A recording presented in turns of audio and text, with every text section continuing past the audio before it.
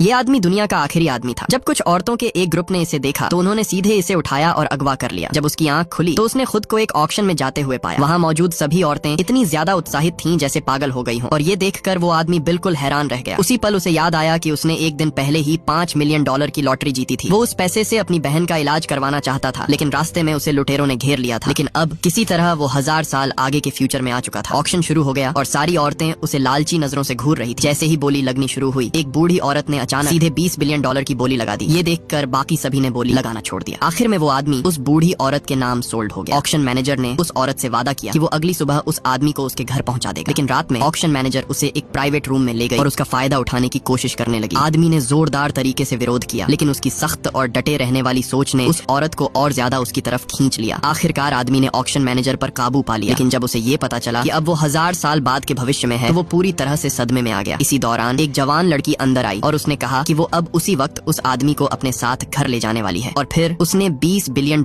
की एक card table पर रख दी। ऑक्शन मैनेजर ने उसे रोकने की कोशिश की, लेकिन उस आदमी ने सोचा अगर उसे अपनी पूरी जिंदगी एक 80 साल की बूढ़ी औरत के साथ बितानी है तो इससे अच्छा है अभी भाग निकलो। वो एक एस्केप प्लान सोच ही रहा था कि तभी लड़की ने सच बताया। असल में उस बूढ़ी औरत ने $20 बिलियन इसलिए खर्च किए थे ताकि वो अपने 3 खूबसूरत ग्रैंड डॉटर्स के लिए एक हस्बैंड ढूंढ सके। ये सुनते ही आदमी का मन पलट गया और उसने लड़की के साथ घर जाने का फैसला कर लिया। लेकिन ऑक्शन मैनेजर अब भी लड़की को उसे ले जाने से रोक रही थी। ये देखकर आदमी ने सोचा कि यही मौका है, भाग निकलो और देखो कि ये बाहर की दुनिया कैसी है। लेकिन जैसे ही उसने दरवाजा खोला, एक रहस्यमयी शख्स अचानक उसके सामने आ गया।